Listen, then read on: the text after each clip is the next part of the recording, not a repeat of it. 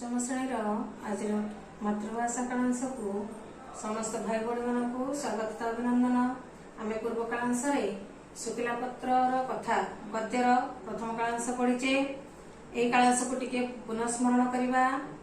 गुरुकुल शिक्षा कहले साधारणतः केवल साधारण भाव गुरुकुल आश्रम रही गुरु निकट रही शास्त्र वेद उपनिषद आदि अध्ययन करने को बुझा जाऊनथिला, बरं आश्रम विभिन्न आनुषंगिक कार्य यथा आश्रम होमयज्ञ इत्यादि समिधा संग्रह करने, आश्रमवासी निमंते फलमूल संग्रह करने, आश्रम पालित होता गाई गोरु मानक निकटवर्ती जंगल में चराइबे इत्यादि कार्य करने को पड़ुला, जहां कि गुरुकुल शिक्षा बोली कहुला।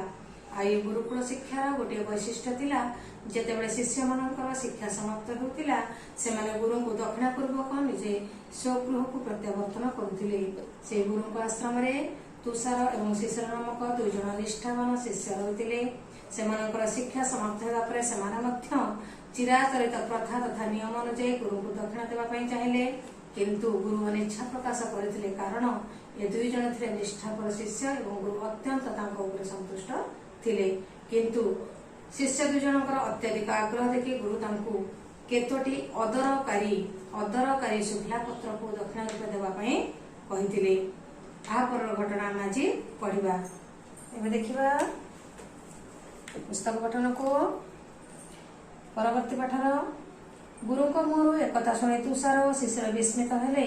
सेमाने भाविले गुरु टंका सुना न मागी सामान्य शुक्ला पत्र केतोटी दक्षिण भाव में मागिबार तात्पर्य कौन होई पारे। गुरु का आज्ञा पालन करबा तो तांकर परम कर्तव्य, तेणु विलंब न करी दुहे अदरकारी शुक्ला पत्र संधान रे बाहरिले। किछि बाट अतिक्रम करबा परे सेमाने गोटाए विराट आंब तोटारे पहुंचिले। देखिले शुक्ला पत्र सब गदा गदा होई रखा जायछि। तुषार और शिशिर सेई पत्र गदारु किछि आनिबाकु जिबारु अल्प दूर थिबा बुढ़ीटिए धईसई होई आसी सेठारे पहुंची गला। कहला, पुओ मु बहु कष्ट रे खरका खरकी करी ए पत्र गुडी को ठुड़ करिछि। ए गुडी को नै जाळ करिबी, खुद मुठे जाऊ करी खाइबी। तुमे गदारु पत्र नियो ना। बुढ़ी मनीष मु आउ दूर को जाई पत्र साउटी ठुड़ करि परिबी नाही। बुढ़ी ठारु एकथा शुणी दुई शिष्य सेठारु बाहरी अन्यत्र चलिले। किछि दूर जाई देखिले जने लोक शुक्ला पत्र एकाठी करूछि। शिष्य दुहे ताकू पचारिले, भाई ए पत्र तुमर की दरकार रे आसीबो? लोकटी कहला, ए पत्र को जाली पाउंस करदेले यह भल सार रे परिणत हेबो। सेई सार को खेत रे पकाइले भल फसल फलिबो, सेथिपई तो मु ए पत्र तक नउछि।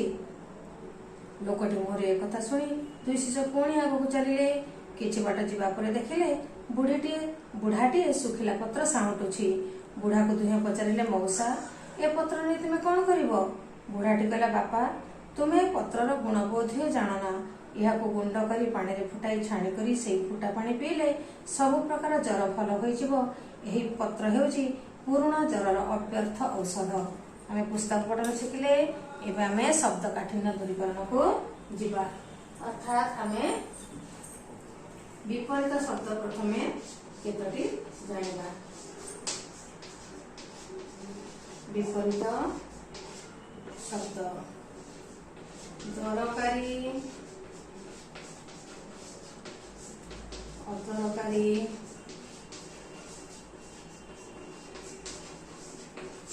विलंब, शीघ्र, अव्यर्थ,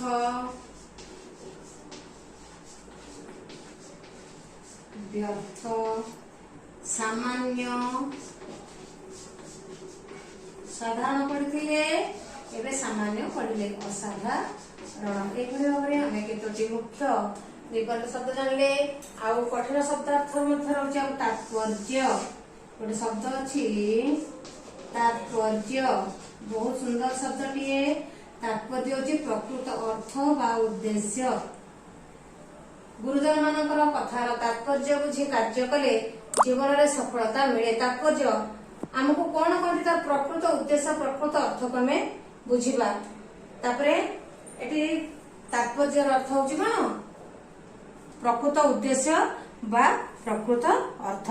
तार एबे हमें कोन आसीबा ना में आरटी अर्थ को जानिबा।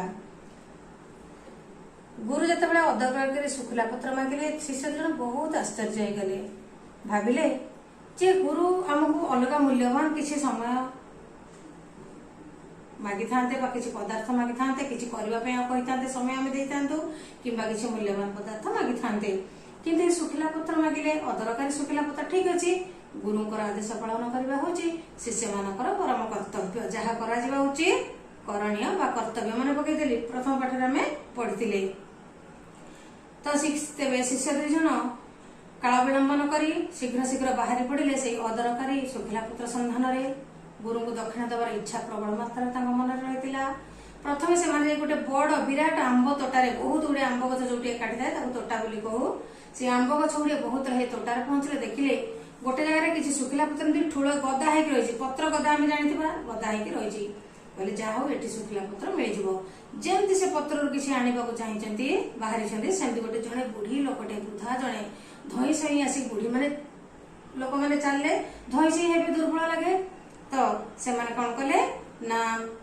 धई सही आसिक बुढ़ी जनक कहले जे एटा को मु जाली खुद मुठे जाऊ करी खाइबी जानले जे पत्र दरकारी तेणु सेठू गले आउ टिके गट गला परे आउ जणे लोक को देखिले कहले तुम्हें ए पत्र कौन कर से लोकटी कहला ये सुखिला पत्र को मु जाल करी सार रे परिणत करी मो जमी देले भल फसल फलिबो गोटे जेतेबेले कहला जे से गछर पत्र को जो सुखिला पत्र को से एकाठी करछि ताको नै कि तार खेत रे सार करी सार भाव में प्रयोग करिबो तापर बुढ़ा लोकटी पाखु गले बुढ़ा लोकटी किछि पत्र साउंटुथिला से पत्र साउंटिबाटा देखिकी शिष्य दिन आश्चर्य बुढ़ा लोकटे से सुखिला पत्र कौन करेंगे तो से पचारे मौसा तुम ये पत्र को नहीं कौन कर बुढ़ा लोकटी उत्तर देले बापा साधारणतः बुढ़ा मैंने बापा धन बोली संबोधन करती ना कहले बापा तमें बोधे ए पत्रर गुण जान ये पत्र गोटे एमती औषधीय पत्र जदि यही पत्र को